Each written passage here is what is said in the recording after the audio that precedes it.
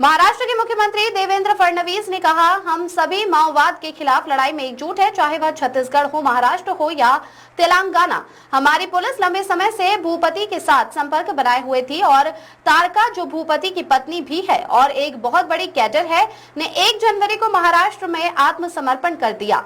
उसके बाद जिस तरह से हमारी पुलिस और प्रशासन ने उसके साथ व्यवहार किया, जिस तरह से एक विश्वास का निर्माण हुआ, उसने एक संकेत भी दिया और उसके बाद इस आत्मसमर्पण से छत्तीसगढ़, महाराष्ट्र, तेलंगाना को फायदा हुआ है।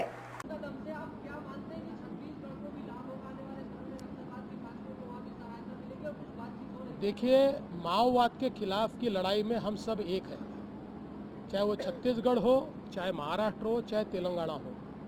हम एक दूसरे के साथ कोऑर्डिनेशन में ही काम करते हैं। इससे पहले भी हमारी C-60 ने अबू जमाड़ के जंगलों में अंदर तक जाकर 50-50 किलोमीटर दूर तक जाकर कार्रवाइयाँ की है, क्योंकि इसमें जिस प्रकार से लीड मिलता है, जिसको लीड मिलता है वो जाकर कार्रवाई करता है। अगर इसमें इंफॉर्मेशन लीक हो गई तो ये कार्रवाई नहीं हो सकती। ये लोग, आपको पता है, जंगलों के राजा है, इनको जंगल पता है, ये जंगलों से बराबर भाग जाते हैं।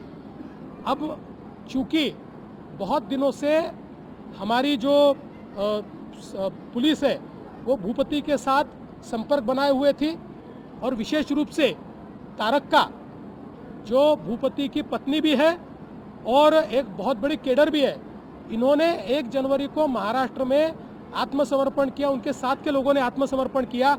उसके बाद हमारी पुलिस ने और हमारे प्रशासन ने जिस प्रकार का बर्ताव उनके साथ किया, जिस प्रकार से उनको एक ट्रस्ट तैयार किया, एक धाड़स दिया, उससे उन्होंने भी एक संकेत अपने तरीके से दिया कि ये कोई गलत इस प्रकार के संकेत नहीं है, ये सचमुच हम सबको देश की मुख्य धारा में लाना चाहते हैं। ये उसके लिए महत्वपूर्ण हुआ और उनके आत्मसमर्पण से छत्तीसगढ़, तेलंगाना सभी को फायदा होगा।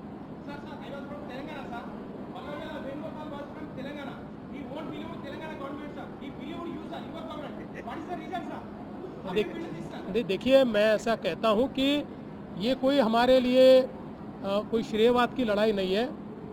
मैं ऐसा कह सकता हूं, आपकी बात सही है, वो पेदापल्ली से है, इसलिए ओरिजिनली तेलंगाना से है, लेकिन इस सारे जंगल में जो पूरे केडर तैयार हुए उसमें उनका हाथ रहा है।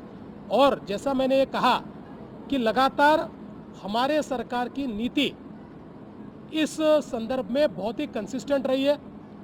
सबने देखा किस प्रकार से हमने माओवादियों का आत्मसमर्पण किया, किस प्रकार से उनको घर और नौकरियां दी, किस प्रकार से जो जो कबूल किया था वो उनको दिया।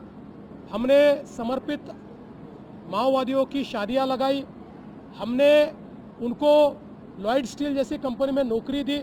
आज 50-50 हज़ार रुपये की तनख्वाह पर वो नौकरी कर पा रहे।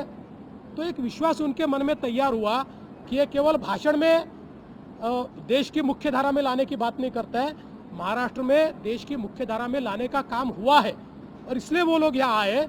मैं ऐसा नहीं कहूँगा कि किसी सरकार के ऊपर उनका विश्वास नहीं इसलिए वो यहाँ आए। उनको ये पता था कि यहाँ आने के बाद एक अच्छा बर्ताव इससे पहले भी हुआ है और अब भी होगा।